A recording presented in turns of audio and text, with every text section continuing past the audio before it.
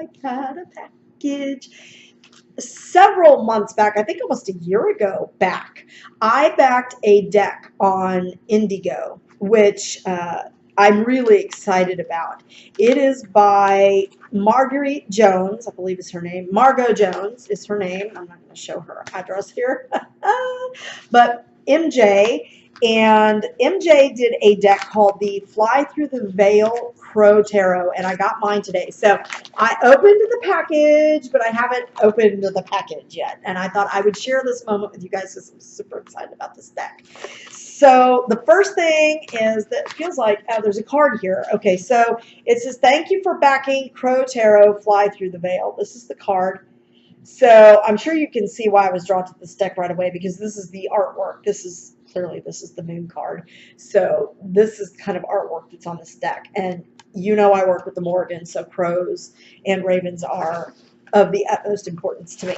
So I'm going to launch right into what it's like with this deck. I'm going to do just kind of a little flip through real quick, and then I'm going to go ahead and do the Saturday Sling using this deck. So this again is called the Crow Tarot, as you can see, and this is limited edition backer deck. So I'm excited about this. I think she's already got other editions in the works, but this was the first run for the backers. So I'm going to get the plastic off here. So let's take a look. Now the box, this deck was printed in China. She found a printer in China. The box is not the sturdiest of boxes I've ever seen, but I don't really care because I usually take them out of the box anyway, or I put the whole box into a bag that I make. And I'm going to look for a special material to make this bag out of, but I'm really liking this one. I'm assuming this one is either the Ace of Pentacles, or because I see cups and I see feathers and swords, this could be the Magician, actually. Let's take a look. So the box is not like flimsy. It's a standard kind of box for a deck. There is a small book with the deck. So this is the book.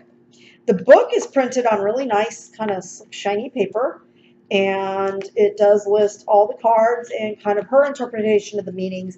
I normally just kind of don't even open the book and look at it unless I'm totally stumped on a card by the artwork, but I usually am pretty familiar with the archetypal meanings of the cards, so I don't really use the book. I sort of read intuitively based on how I get the feel from the artwork. However, someone has brought to light that it's sometimes nice to read through the book just to get the artist's interpretation of the meanings of the cards and what they were trying to draw out of it. This is the back of the deck. Oh, and it's pretty. I really like that. I like that kaleidoscope look. And then this is the Fool. So we've got this one here, the Lovers. I really like that one. Kind of like how they're pecking at the heart. Kind of feels like that way for me. This is the Chariot. Yep, I don't know what's going on with my camera today. The Chariot. The Strength card. I kind of like how the lion looks like he's just sort of yawning there. Crow is perched on his nose. It's clearly based on the Rider-Waite kind of concept. This is the Hanged Man, which I like a lot. And for me, as you know, connecting with a deck, this one I really like. That is a very Morrigan-esque card. Look at that. He is rising up from the grave. And I love the red poppies. That's a beautiful symbolism there. I love that card. So this deck I got specifically because I wanted a Morrigan-esque type deck to use when I am trying to connect more with the Morrigan, when I'm trying to do readings for myself where I am calling upon her energies. I like the Five of Cups. Fives are never really good cards in my opinion. They're always signs of a problem, a loss or a failure to see things. Kind of like this one because it has flowers growing up out of the cups. So it's pretty cool. So let's see what a swords. Here's the Four of Swords.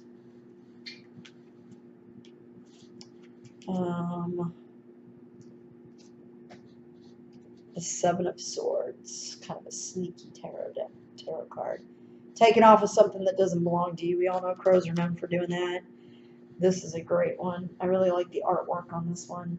And I love the fact that it's crow-centered. So, the cards themselves are a little thin. They're not even really like playing card consistency.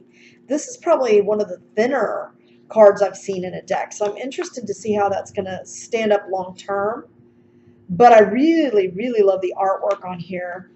I'm going to do kind of a shuffle here to see how they shuffle. And I'm going to have to hurry because I got a client that's coming in just a bit. Now they shuffle really, really easy. They bridge really easy. They're not really, you know, lined or gilded on the sides. So I like it when they're like foiled on the sides. I think it adds an additional layer of elegance to the deck. But this is such a beautiful deck. I think it would be overwhelming, to be honest with you, with the amount of busyness that's already in the artwork. There's already so much to look at in it that I don't think that not having that on the cards is going to matter a whole lot. So I'm going to just kind of do a little bit of this and that here in my deck. So our Saturday Sling for today is Strength. Strength card. Dun, dun, dun. Funny I drew that one because look what card I drew for myself today. I do a draw for myself every single day. And my card, my Roxy Sim, Joy and Sorrow card was Simple Pleasures for today. So that's interesting that our Saturday Sling and my card of the day end up being the same card. That's the universe giving you a message. So what this card speaks to me is that there may be situations where you are needing to call upon your strength. It also tells me that you need to look into others, look to your friends, that there are those around you who are able to fly in and provide you the assistance when you need it. That strength comes from many sources. It comes from nature.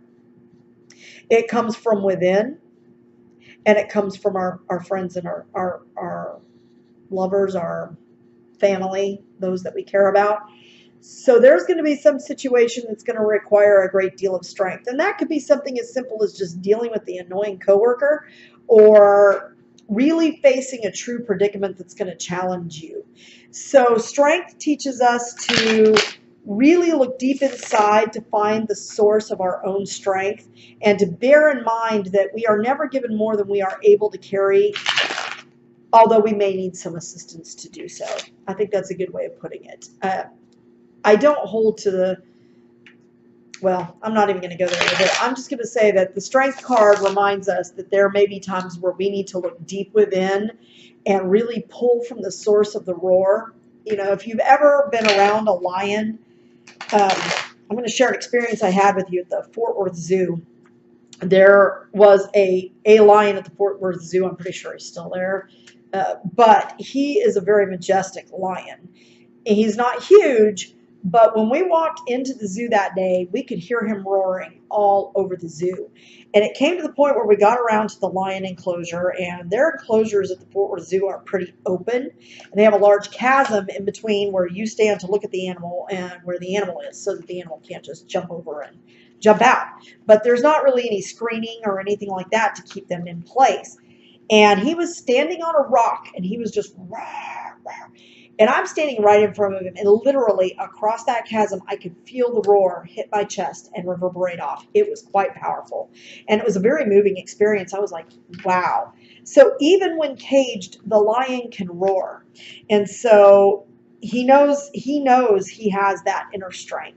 So never forget that you are a lion, that you are that powerful source of the roar, and that you can pull from deep, deep, deep within you to instill fear in your enemies, whether your enemy be, again, that annoying coworker or a situation that just calls for you to stand up and say, this is enough, and this is how we're going to handle this, and we're going to take care of this, and we're going to get through it.